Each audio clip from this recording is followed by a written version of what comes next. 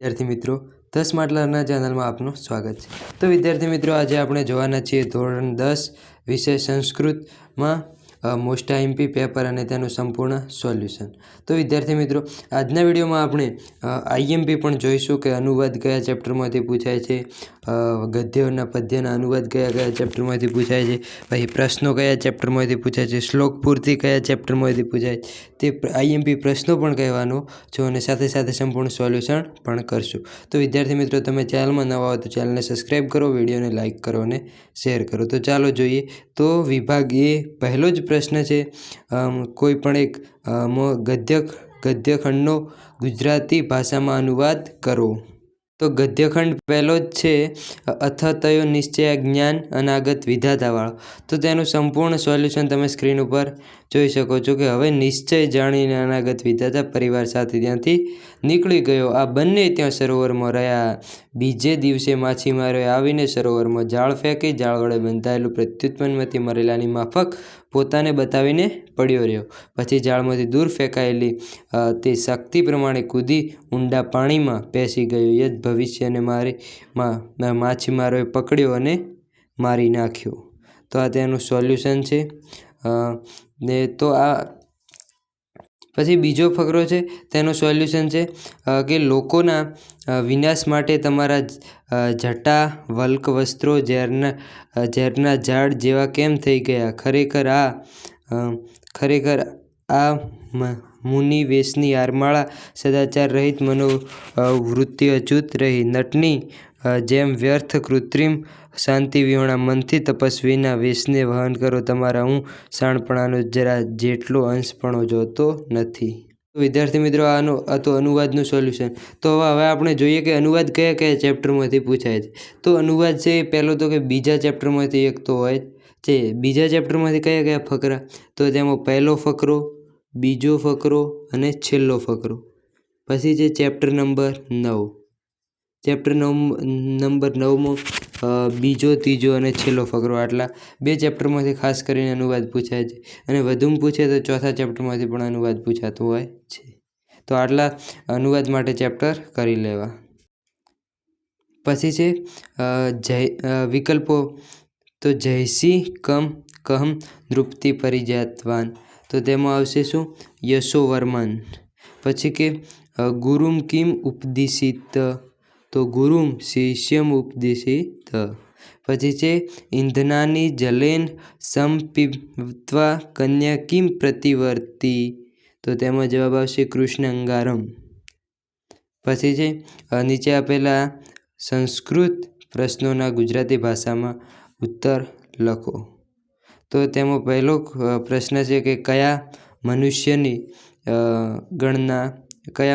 પશુમાં ગણના થાય છે? તો તેનો જવાબ છે કે કોઈ બુદ્ધિમાન મનુષ્ય પણ જો દુર્ઘટના સ્થળથી દૂર ભાગી જાય તો તેની પશુમાં ગણના થાય છે। પછીનો પ્રશ્ન છે કે શક્તિકુમાર 22 વર્ષનો થતાં શું વિચારે છે? તો શક્તિકુમાર 22 વર્ષનો થતાં આમ વિચારે છે, પત્ની વિનાના અને અનુરૂપ ગુણ રહિત પત્નીવાળાને સુખ હોતું નથી, તો કઈ રીતે હું પત્ની પ્રાપ્ત કરું? પછી ક્વેશ્ચન છે અજાણ્યા પુરુષના પુત્રની શી દશા થઈ હતી? તો તેનો જવાબ છે અજાણ્યા પુરુષનો પુત્ર જ સરોવરનું ઝેરી જળ પીને અંધ થઈ ગયો હતો, પછી તે ઊંડા કૂવામાં પડ્યો અને મૃત્યુ પામ્યો। પછી છે ટિપ્પણી કરો, ટૂંક નોંધ લખો। તો તેમાં 9મું છે ગુણવતી કન્યાની તૈયારી અને 10મું છે આધુનિક યુદ્ધ અને મહાભારતકાલીન વચ્ચે કયો તફાવત છે? તો આ બંનેમાંથી એક તમારે લખવાનું છે। તો તેનું સોલ્યુશન જોઈએ। તો પહેલું છે તે ગુણવતી કન્યાનું આયોજન। તો ગુણવતી કન્યાનું આયોજનમાં તમે સંપૂર્ણ જવાબ જોઈ શકો છો। તો આ જુલાઈ 2022માં પણ પૂછાયેલ છે, માટે આ સંપૂર્ણ જવાબ તમે તૈયાર કરી શકો છો, તેને વાંચીને તૈયાર કરી શકો છો।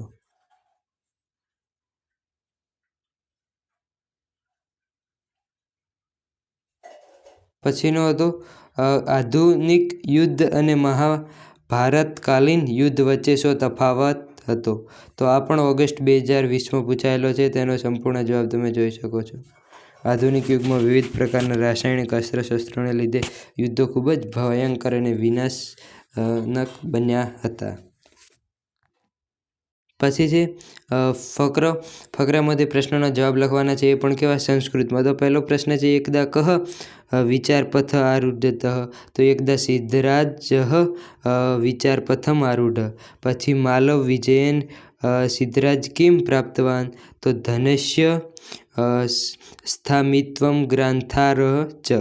પછી ભોજસ્ય કીર્તિ કેનાસીદ, તો ભોજ વ્યાકરણ. પછી છે સિદ્ધરાજ કિમ આચિંત, તો તેનો તમે જવાબ અહીં જોઈ શકો છો. પછીનો ક્વેશ્ચન છે વિભાગ બીમાં નીચે આપેલા પદ્યખંડનો ગુજરાતી ભાષામાં અનુવાદ કરો. તો આ પદ્યખંડ આપેલો છે 12મો અને 13મો. તો તેનું આપણે સંપૂર્ણ સોલ્યુશન જોઈએ. તો એ બંને ગદ્યખંડનું તમે સોલ્યુશન જોઈ શકો છો. તો આ છે 12મા ગદ્યખંડનું સોલ્યુશન અને આ છે 13મા ગદ્યખંડનું સંપૂર્ણ સોલ્યુશન. તો વિદ્યાર્થી મિત્રો, ચેનલને સબસ્ક્રાઈબ કરો. પછીનો ક્વેશ્ચન છે વિકલ્પો. તો તેમાં જાયા કસ્મે મધુમતી વાચત વદતુ, તો પત્યે. પછી ગુણીન કહ પરીક્ષયતે, તો પુરુષ. પછી છે કસ્ય મૂર્તિ પરવગચિતા અસ્તિ, તો શિવસ્ય.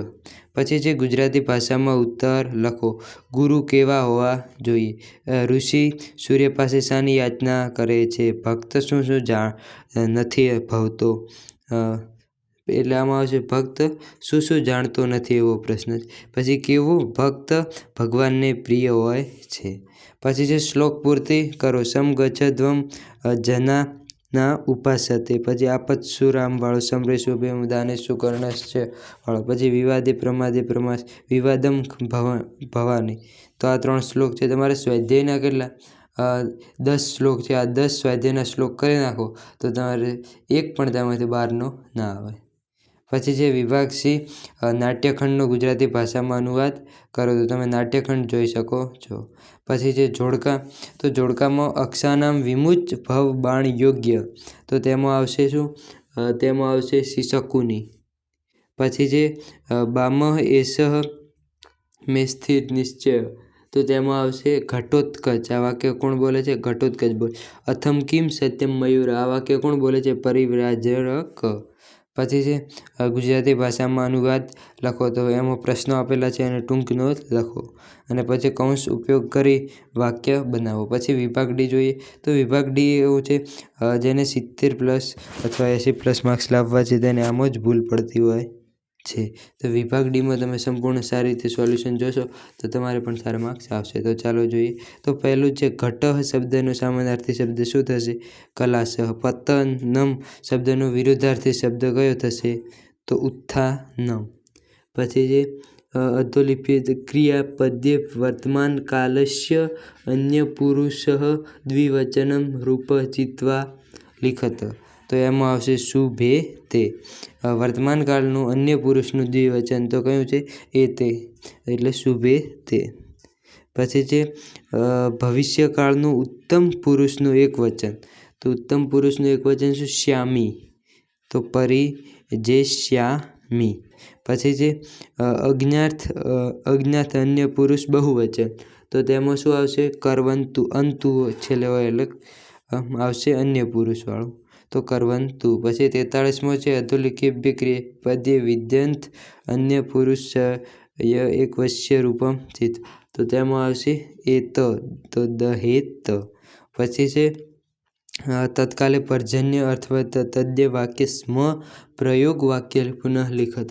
તો કયું થશે વાક્ય? કાલે પર્યંત વર્ષતિ સ્મ. પછી 5મી વિભક્તિનું એક પુરુષનું, તો તેમાં આવશે શ્રેષ્ઠીપતાન. અને પછી છે તૃતીય વિભક્તિ એક વચન. તો તેમાં આવશે મુનિન. તો તેમાં આવશે મુનિન. પછી છે 47મો ક્વેશ્ચન ઉપવિવિક્તે પ્રયોગ કૃત્વા રિક્ત સ્થાન પૂરો. તો તેમાં આવશે જલ પ્રવાહેણેન. પછી છે પ્રકોષ્ઠાત યુક્ત સંખ્યાપદ ચિત્વા રિક્ત સ્થાન પૂરયત. તો તેમાં ગમન માર્ગે ખાલી જગ્યા વિઘ્ન અસ્તિ. તો ગમન માર્ગમાં કેટલા વિઘ્નો હોય છે? તો ચત્વાર 4 વિઘ્નો હોય છે. અને પછી ખાલી જગ્યા છે 49મી, તેમાં આવશે સંબંધ મૃત કૃદંત, અને 50મી છે તેમાં આવશે દોષાત્વજયા, અને 51મી ખાલી જગ્યામાં આવશે 51 અને 52, 51માં આવશે અપૂર્વોયમ, અને સામાસિકમાં આવશે સમાસમાં આવશે તૃતીય પુરુષ અને જાત દોષ તો બહુવ્રીહી સમાસ આવશે. પછી વિભાગે જોઈએ. વિભાગેમાં વાક્યોને કથનાક્રમ અનુસાર ગોઠવો. તો અહીં હું બોલી દઉં છું કયું વાક્ય પહેલું આવશે. તો વાક્ય પહેલું કયું આવશે? સી, પછી આવશે બી, પછી આવશે ડી, અને પછી આવશે એ. તો આ એનો જવાબ છે. પછી ગદ્યખંડ વાંચીને સંસ્કૃતમાં ઉત્તરો લખો. તે તમે ફકરો જોઈ શકો છો અને તેના જવાબ તમારે જાતે સોલ્વ કરવાના રહેશે. પછી જે કર્તા સાથે યોગ્ય કૃતિ જોડો. તો ભાસ, તો ભાસનું કયું છે કૃત્ય? તો ભાસ નાટ્યમ. વાલ્મીકી ઋષિએ રામાયણની રચના કરી હતી. વિષ્ણુ શર્મા તો પંચતંત્ર. પછી છે આપેલા શબ્દોને ગદ્યખંડ સુધારીને ગદ્યખંડ લખવાનું. અને પછી છે શ્લોકનું અનુવાદ કરો અને અર્થ વિસ્તાર કરો. અનુવાદ અને અર્થ વિસ્તાર. તો આટલા શ્લોક 2 છે તેમાંથી કોઈ પણ એક લખવાનો છે. તો વિદ્યાર્થી મિત્રો, આ હતું સંસ્કૃતનું સંપૂર્ણ સોલ્યુશન. ચેનલને સબસ્ક્રાઈબ ન કરો, ચેનલને સબસ્ક્રાઈબ કરો, વિડીયોને લાઇક કરો અને શેર કરો. Thank you.